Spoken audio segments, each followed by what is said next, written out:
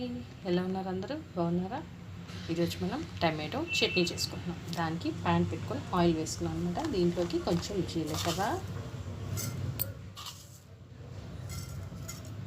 కొంచెం మెంతులు, తర్వాత ఇవి కొంచెం ఫ్రై వండుతాము.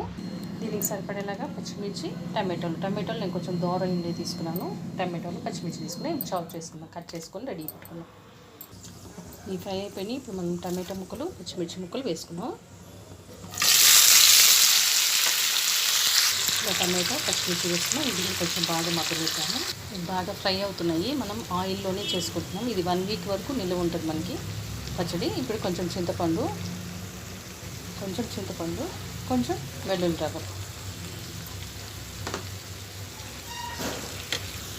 స్టవ్ ఆపేసాం అనమాట. ఇప్పుడు కొంచెం చల్లారిన తర్వాత మిక్సీ పట్టుకున్నాం. స్టవ్ ఆపేసాం కదా, ఇప్పుడు నేను ఫైనల్లీ కొంచెం కొత్తిమీర వేస్తున్నాను.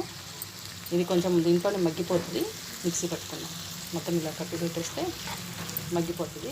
చాలా బాగుంటుంది కొత్తిమీర వేసుకుంటే, హెల్త్కి కూడా మంచిది అనమాట. ఇలా మిక్సీ జార్లో వేసేసాను. ఇప్పుడు దీనికి సాల్ట్ యాడ్ చేసుకున్నాం. కొంచెం వేసుకొని బాగా మిక్సీ పట్టుకుని టమాటో చట్నీ రెడీ అయిపోతుంది. ఇలా మిక్సీ పట్టేసుకున్నాం. ఇప్పుడు నేను బౌల్లో తీసుకుంటాను. ఇలా బౌల్లో తీసుకున్నాం కదా, దీనికి కొంచెం కొత్తిమీరతో గార్నిష్ చేస్తున్నాం. చాలా బాగుంటుంది. మీరు తప్పకుండా ట్రై చేయండి టమాటో చట్నీ. Thank you. కొంచెం టేస్ట్ చూద్దామా?